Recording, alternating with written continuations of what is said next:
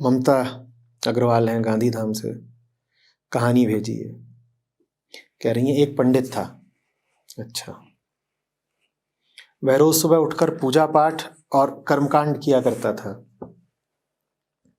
व्रत नियम अच्छे से करता। उसके घर के सामने एक वेश्या का घर था। वह जीवन यापन के लिए अपने शरीर का उपयोग किया करती थी। वेश्या रोज मन में सोचती, ये पंडित कितना सुखी है, राम नाम लेने के अलावा इसे कोई काम ही नहीं। कितना नाम लेता है ये राम का, और एक मैं हूं कि मुझे तो समय ही नहीं मिलता पूजा पाठ का। और उधर से वो पंडित इस वेश्या को देखता और सोचता कि ये बड़ी खुशनसीब है, इसे तो मौज की और शौक की जिंदगी मिल रही है, ऐशो आराम की जिंदगी मिल रही है। फिर दोनों मर जाते हैं। पंडित को मिलता है नर्क और वेश्या को स्वर्ग। तो पंडित चित्रगुप्त से कहता है कि ये तो बड़ा अन्याय है, मैं सारा दिन पूजा पाठ करता रहा और मुझे मिल रहा है नर्क और इस वेश्या को स्वर्ग। तो चित्रगुप्त ने कहा कि वेश्या तन से भोग विलास कर रही थी, पर मन से सदा वो प्रभु को ही समर्पित थी, प्रभु को याद किया करती थी और कहती थी कि मैं आपका जाप नहीं कर पाती समय के अभाव से, लेकिन पंडित तुम पूजा पाठ करते वक्त भी भोग विलास के बारे में ही सोचते थे, सो उस वेश्या को स्वर्ग और तुम्हें नरक मिला है। तो ममता कह रही हैं कि आचार्य जी बताइए कि ये कहानी कितनी सही है, क्या सार है इसका, क्योंकि पतंजलि तो साधन पाद के 42वें श्लोक में कह रहे हैं कि साधना आवश्यक है परम की प्राप्ति के लिए। क्या कह रहे हैं पतंजलि उस श्लोक में? उस अभ्यास से, साधना के अभ्यास से, यहां पर प्राणायाम की बात हुई है, तो साधना के अभ्यास से प्रकाश के ऊपर का आवरण क्षीण हो जाता है, कि प्रकाश के ऊपर जो पर्दा पड़ा हुआ है वो साधना के द्वारा क्षीण हो जाता है, मिट जाता है। तो कह रही हैं कि यहां तो पतंजलि कह रहे हैं कि साधना आवश्यक है, और ये कहानी कह रही है कि साधना वगैरह कुछ नहीं, वेश्यावृत्ति भी चल रही है और प्रभु का नाम सुमिरन कर रहे हो तो स्वर्ग मिल जाएगा। तो कह रही बताइए, नहीं ममता, इस कहानी का किसी विशिष्ट संदर्भ में कुछ प्रयोजन हो सकता है, उसके अतिरिक्त इसका कोई सामान्य जनरल अर्थ नहीं, कोई सार्थकता, कोई उपादेयता नहीं, बल्कि इस प्रकार की कहानियों का दुरुपयोग ही खूब करता है चित्त। क्यों भाई?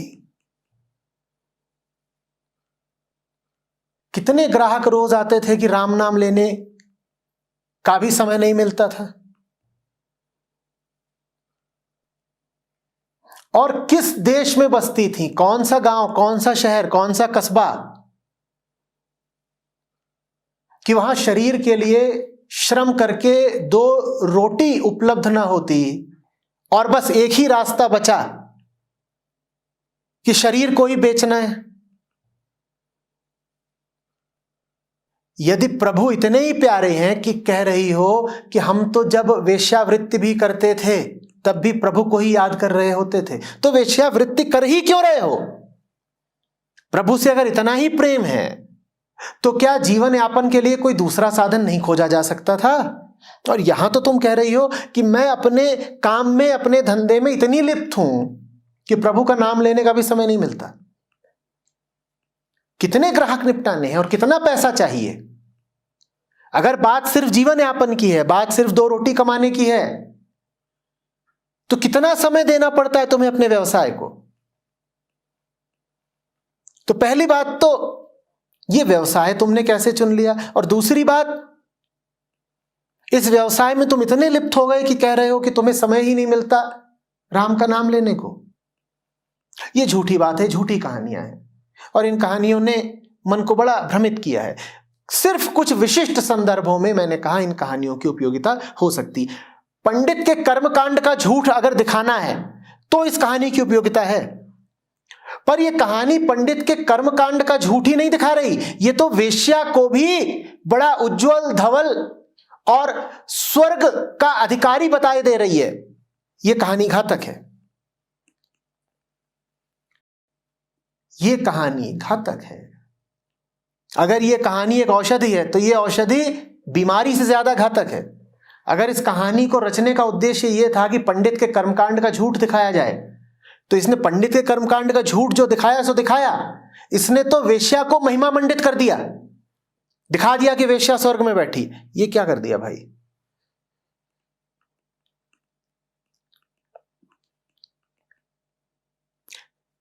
शरीर इसलिए होता है कि वो मुक्ति के मार्ग में आहुति बने। शरीर इसलिए थोड़ा ही होता है कि शरीर का इस्तेमाल शरीर के लिए ही करो। शरीर का प्रयोग किसके लिए करना है? सत्य के लिए करना है। और जब तुम वेश्यावृत्ति करते हो तो तुम शरीर का प्रयोग किसके लिए करते हो? पेट के लिए, रोटी के लिए, शरीर के लिए ही। इसलिए वेश्यावृत्ति घातक है। इसमें कोई नैतिकता की बात नहीं है, पाप पुण्य की बात नहीं है, ये बात सीधे सीधे मुक्ति की है। अगर तुम्हारे पास एक गाड़ी हो जो सिर्फ पेट्रोल पंप और सर्विस स्टेशन तक जाती हो,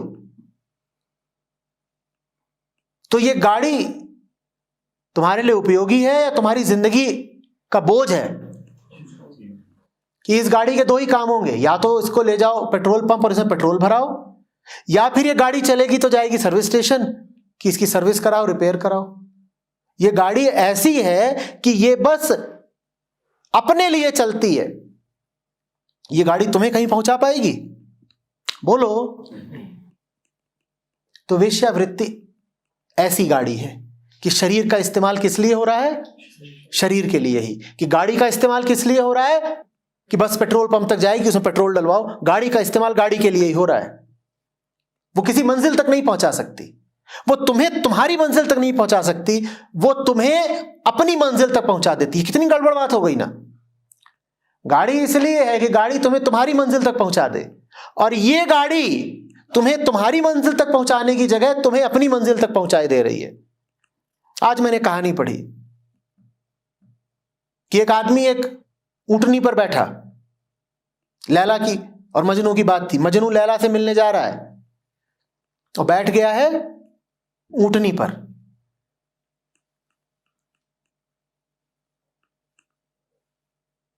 अब चाहता क्या है? कि प्रियवर मिले, जिससे प्रेम है, जो लक्ष्य है वो मिले। तो अब चाहता है कि ऊंटनी जाए लैला के गांव की दिशा में। अब मजनू बैठ गया ऊंटनी पर। अब मजनू को आ गई नींद। ऊंटनी के अपने इरादे, ऊंटनी को ऊंट याद आ गया। ऊंटनी के अपने बच्चे थे, ऊंटनी को वो सब याद आ गया। वो रहते थे लैला के गांव से विपरीत दिशा में सब। ऊंटनी ने कहा, भाई तुम्हारे होंगे अपने चाहने वाले, तुम्हारी होंगी अपनी वरीयताएं, अपने लक्ष्य, मेरे भी तो कुछ इरादे हैं ना। अब मजनू गया सो और ऊंटनी ने उसको और विपरीत दिशा में पहुंचा दिया। यह है वेश्यावृत्ति। कि जो ऊंटनी, ऊंटनी माने यहां पर शरीर, जो ऊंटनी इसलिए थी कि तुम्हें तुम्हारी मंजिल पहुंचाए, उस ऊंटनी ने तुम्हें तुम्हारी मंजिल से और दूर कर दिया। वो ऊंटनी तुम्हें अपनी मंजिल पर ले गई, और ऐसा करके स्वर्ग मिल रहा है। ये क्या उल्टी गंगा बह रही है भाई? ऐसा करके स्वर्ग मिलेगा क्या?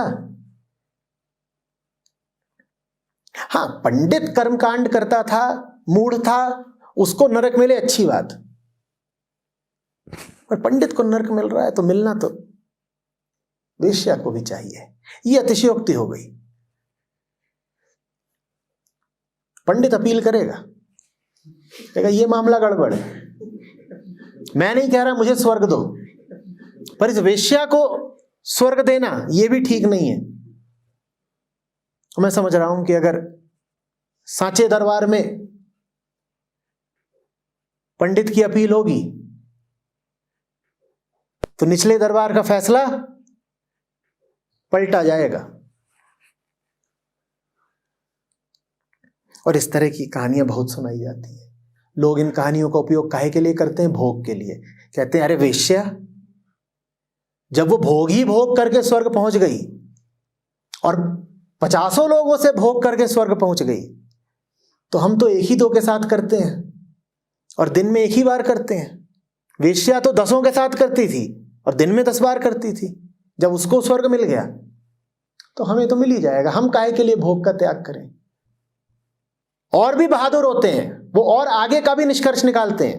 वो कहते हैं वेश्या को स्वर्ग मिला ही इसलिए क्योंकि 50 के साथ भोग किया, और मुफ्त में ही नहीं किया, जिसके साथ किया उसको फिर लूटा भी। तो हम भी यही करेंगे। 1-2 के साथ कौन करे? 50 चाहिए कम से कम, और दिन में 10 दफे। इतना करो कि जैसे वेश्या को भोग के कारण राम का नाम लेने का समय नहीं मिलता था, वैसे ही हमें भी भोग के कारण राम का नाम लेने का समय ना मिले। कहानीकार ने अच्छी विधि बता दी है स्वर्ग पाने की, कि वेश्या जैसे ही हो जाओ। कहानी अति घातक है। पंडित तुम संघर्ष करो, हम तुम्हारे साथ।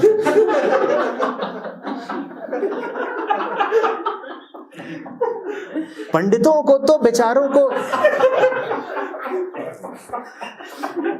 माने उनकी ये हालत है कि वेश्याओं से भी पिट रहे हैं। मैं पंडितों का समर्थक नहीं, पर अन्याय का विरोधी जरूर हूं।